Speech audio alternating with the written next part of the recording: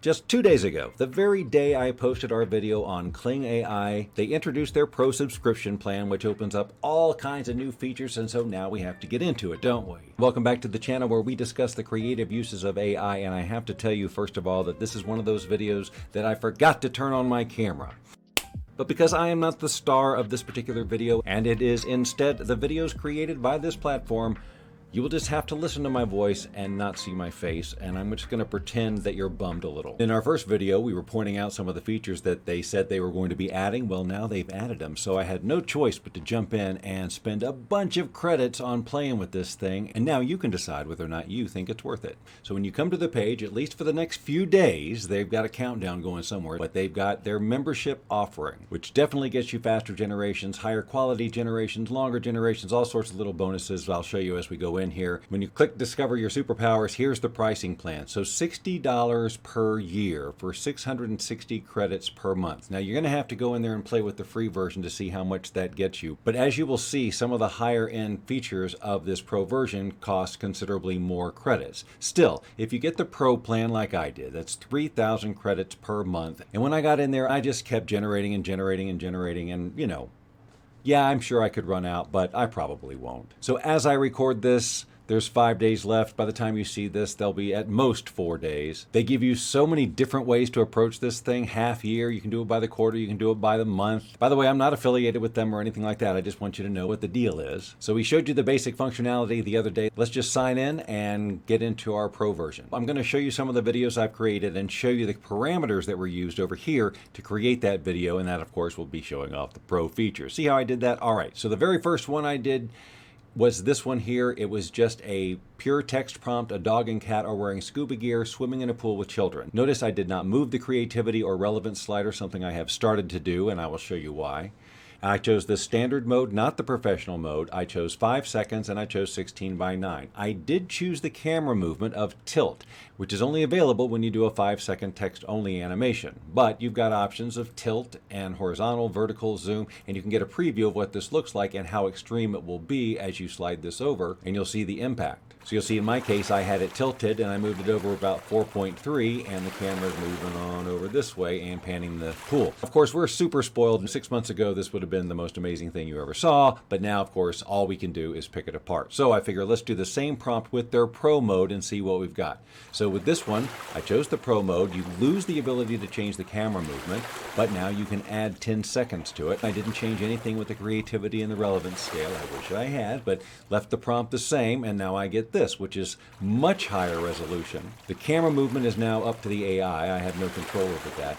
But all the pool toys and the chairs, we've got plants and a garbage can, and everything just works. There's some odd creatures. I guess that's maybe a cat or a dog or something like that in the pool. But still, definite difference between standard mode and professional mode. The Pro mode has added the ability to add an end frame. So just like over in Luminlab's Dream Machine, you can have a starting frame that tells the animation, which is the image that the video is going to start with. And then, of course, you have the end frame, which the video is going to end with. In this case, I just left it blank, left the creativity alone, did choose professional mode, and just chose a 5-second length. And here's what we got.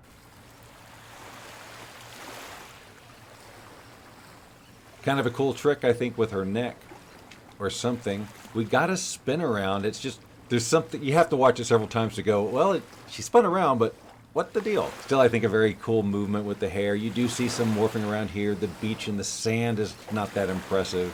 And because of everything going on here, you don't really notice that there are some pretty cool ocean wave stuff, but there's a lot of tearing and all that stuff. The beach does some weird things, so it doesn't stay absolutely coherent. So I extended it by 5 seconds to see what it would do, but it just sort of added this slow motion stutter effect. It was almost like the internet was glitching, but that is actually what they rendered with the final result. But look, just like anything else with AI, you could do this again and again until you get the result you want. Okay, here again to compare the standard and the professional mode, here's an image that was created in I don't know what, but something I did. I didn't put any prompt.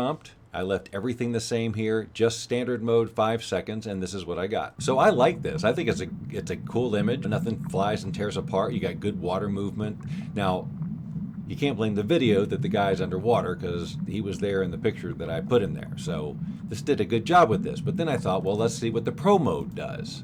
Can we tell a huge difference? Well, again, it's sharper, a little bit better movement around here. I think more detail with fish and just higher clarity in general, but that's the pro mode. And now this is the standard mode, the very first version we did, extended to 14 seconds.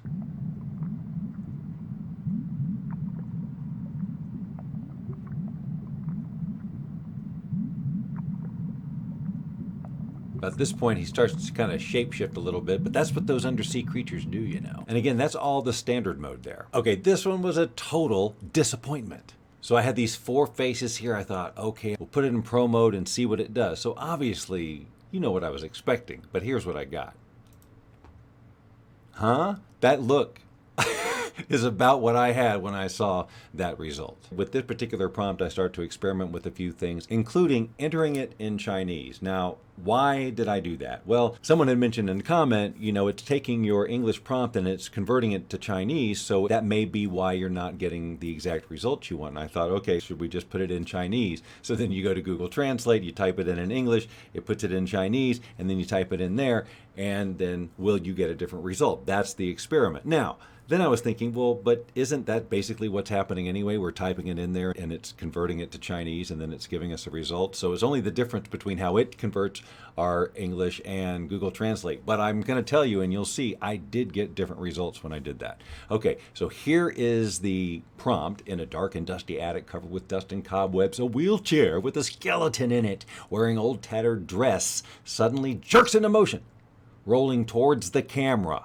A small beam of light enters through a window, creating rays of light and dust. You get the picture. Well, here's the picture I got. We've got the skeleton. It's just kind of moving. We've got the dress. We've got a lot. We've got the rays in there, and it just doesn't kind of just suddenly go, and it doesn't go towards the camera, but that's still a pretty cool effect, don't you think? That was a 10-second prompt in the professional mode with no camera movement, because you can't do camera movement in the 10-second mode. By the way, I have this negative prompt going in all of these because, again, some kind soul in the comments said, hey, you might want to put a negative prompt in there, and I thought to myself, hey, that couldn't hurt anything, so I did. Here's the same prompt in professional mode with 5 seconds, because they won't let you do camera movement at 10 seconds, but at 5 seconds I did what's called their master shot, move down and zoom out. Looks like that. Can't picture it, can you? Well, this is what it looks like in practice. This is what it gave me, same skeleton in a wheelchair prompt. So that's what that means. The camera moves down a little bit and then it zooms back out. Now the wheelchair isn't doing really anything I asked it to do. The camera's doing all the work. It's still interesting. It's not exactly what I prompted, but I like the video. Here's where I took that exact same prompt, put it into Google Translate. It spit out Chinese simplified. I pasted it in here, and this is in professional mode, 5 seconds, with that same kind of camera movement. And this is what I got. So the color grading is different. The wheelchair is facing us, and then it kind of starts to take off. I feel like it followed the prompt a bit better, but then I just took that exact thing that it spit out, put it back into Google Translate, put it back into English, and it was exactly what I put in there. So I don't know, it's different this time. That's what I'm saying with AI. Just keep trying. On this one, I guess I probably should have said an anthropomorphic cat. So the prompt was an orange tabby cat having a frustrating phone conversation while lounging on her back deck overlooking the ocean at sunset. So I had a cat character in mind, but this is what I got. A very realistic cat with a phone, I guess, nailed to its head, but amazing detail. I mean, the sunset's beautiful, the ocean is flawless, we've got activity out here, the fur and everything on the cat is freaking perfect. The only thing that's weird is maybe when it turns its head, it even blinks. This is good stuff. All right, but I wanted a variety on that. I wanted a little bit more activity with the camera and stuff, so I did basically the same prompt, and I added a zoom, a fairly intense zoom of 4.7, and you'll see what I mean by intense.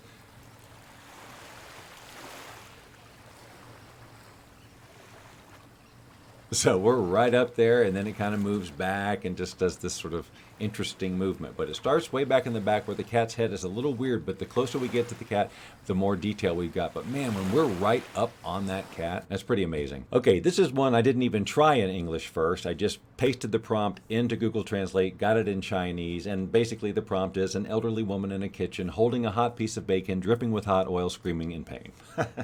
Anyway, here's what I got. Professional mode, 5 seconds. You'll notice I did have a zoom out as well. So it was okay. It got the rustic kitchen and everything. I forgot to say there was rustic. I did say rustic or something like that. So I wasn't totally disappointed with this. I thought I was all right. So I did it again in pro mode. This time I did it for 10 seconds and slid the relevance slider over a little bit more towards relevance. And here's what we got. I love this one so much. There's so much expression in her face. The bacon's undercooked and looks like it looks more like ribs. But my gosh, that is such a better generation, don't you think, than the other one? That has so much more going on. It's just so much more clear. It's got, I just love it so much more. And that's the only difference is I added 5 seconds and I slid the relevance counter over. But you'll notice, boys and girls, 70 credits to do that. But you start with 3,000. If you really need more than that, go the maximum level, because you're a pro and you're clearly going to make money from it. But this can keep you entertained, I'd say. Okay, this was another text-only prompt, and this is a prompt I'd used on another platform to see what would happen if I just typed it in. And I was on my doing things in Chinese tear here. The English prompt was, Louise was very sad, but Emily managed to make her laugh. Maybe it was the wine and the thunderstorm. And here's what we got. So you can tell that Emily's a little sad, I think, but you know, or whoever's sad.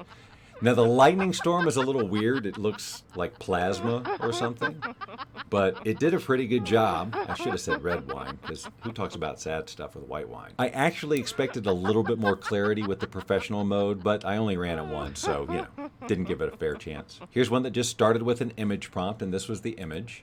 And I said, man eats a slice of pepperoni pizza oozing with cheese. I left it on professional mode, 5 seconds, didn't move the creativity slider because this was actually done earlier before I started doing that. And 35 credits later, I got this.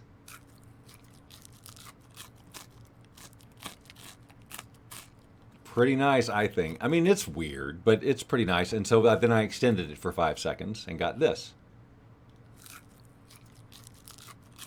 So now we see a little bit more of the tear off and his lips wrap around it and bring it into his mouth. It looks really natural. That's a pretty exciting animated eating, I would say. But then again, I get excited about goofy stuff. So this one I was hoping for something different. I had a starting image and an ending image. Both of them were these sort of tentacly things. They're actually in the portrait mode landscape, as you can see over here in the preview. And I guess I was just hoping that there'd be more than what I'm about to show you. So this part looks great, but then they just cut to the next scene, and I don't know, that just is a cheap way out for me. Maybe there's something I could do with the camera, but I don't like the camera switch scene. I want to see more creativity go between these two, but you know, I didn't invent this, so it's not my toy. Okay, here's another image I created forever ago, and I just always thought it was fun and quirky, didn't know what I would ever do with it, and then here comes Kling. I actually do a few experiments with this little dude. So here's professional mode for 5 seconds, no camera movement. Here we go. I love the character. He's just got this sort of he's singing, hey, I'm walking through the forest. I don't know what, but man, that surprised me. I loved it. And of course, the camera's moving back and creating new material in the front and flowers and whatnot appearing in front of him in the path based on the fact that there are yellow flowers in the back. Oh, it's just freaking genius. So now here's where I really started to push this slider up here with the creativity and the relevance. On this generation, I kept it in professional mode. 5 seconds, no camera movement, but I moved the creativity slider very far over towards creativity and then got this. So he just sort of explodes into this weird sort of, I mean, part of me goes, oh, it's just weird morphing, it's easy. But at the same time, there is something, like I could sit there and watch like the circle on his chest. And what is that? Is that a face real quick? I mean, it's interesting. It's interesting. So then, conversely, the next one, I went more on the relevance side. So now he's just kind of talking. He's not quite as, you know, but there's more flowers there. I guess it's just, I'm not sure how to describe the difference between this one and the other one, although more detail comes in. We get more flowers and things like that than on the first generation down here. He's bouncing, and that's cool. But this is just a sort of a take on that. He's not as bouncy, but we get these different images. For these, I actually used the Kling image generator. You know, they have one. You go over here to the main page and click on AI images. And I used this prompt here, a huge humpback whale jumping out of the sea, leaving a trail of water behind him, beautiful sunset and ocean waves. And I didn't use a reference image. I just wanted to see what it come up with. And these are gorgeous, I think. And so in this case, I just chose this image here, which now I wish I'd done the other one. What are you going to do? Click on Bring to Life, and then that brings us over here where I began to play with different settings. So here it is, just standard mode, just that prompt, no funny business at all. I don't do anything. I don't even move the slider. So here we go. So we get your basic slow motion. We're on the other side of this, but yes, we get the splash. I'm seeing this for the first time, by the way. We get the splash. The splash actually seems to anticipate the whale. Like here it comes. This is a boom. It splashes right before he hits, but still pretty impressive. And that's standard mode. So this is all the same except it's professional mode. It added this camera movement, which actually I don't like it as much because that is just weird science. That's not. There's nothing about that that is accurate. The ocean waves back here are paralyzed, probably for just they're shocked at what's happening here. He's hovering anyway. I don't have to tell you what's happening. That's just plain weird. Let's check out this one. This seems to be the exact same thing. Professional mode, 5 seconds again. Obviously better, but we have some odd growth coming from the whale that's not normal. It's still an interesting animation, but oh, you have eyes. This is pro mode with camera movement. We do that master shot down and zoom out thing. Let's see what we got here. Okay. Well, I don't think that's how it would be in nature, how he would move. But it is a fascinating shot, though. We've got the beautiful sunset. We've got splashing. I love the camera thing. It's just that the whale movement itself is a little questionable. Finally, since everybody does cars, I thought I'd do a car too. So a text-only prompt, a purple Ferrari cruising down the streets of downtown Tokyo at night, bokeh, realistic reflections, light rain. This is pro mode, 5 seconds, a horizontal camera movement, and this is what we get. So the car is just sort of sitting there, and the other cars are riding around it. So that's not what I was expecting. But the next time I did it, I upped the creativity a little bit, and I didn't use any camera movement, and I got this, which is much more what I was expecting. It's not really racing. I did say cruising, so it's doing exactly what I said. It's cruising. So then you want to watch what's going on in the background. For the most part, if you're not picking it apart, you wouldn't even notice some of the weirdnesses, like something odd sort of flies over the car right around here. I don't know what it is. Maybe it's just garbage. But that stuff right there, we don't know, has those little ghosts. But the city and the coherency with everything else, and the cars going by and the people moving around, is pretty fascinating. Okay, well, I just wanted to give you a peek at some of the pro features because I think they're pretty incredible. And Kling is definitely offering the best deal monetarily, at least during this special, for this level of AI video. It's hard to ignore what a good deal this is, and it's pretty darn fine quality.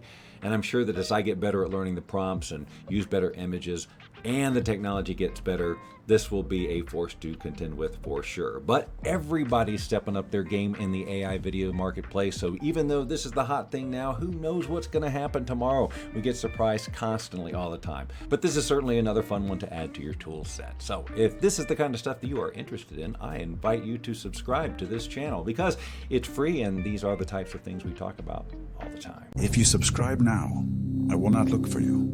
I will not pursue you. But if you do not, I will look for you. I will find you, and I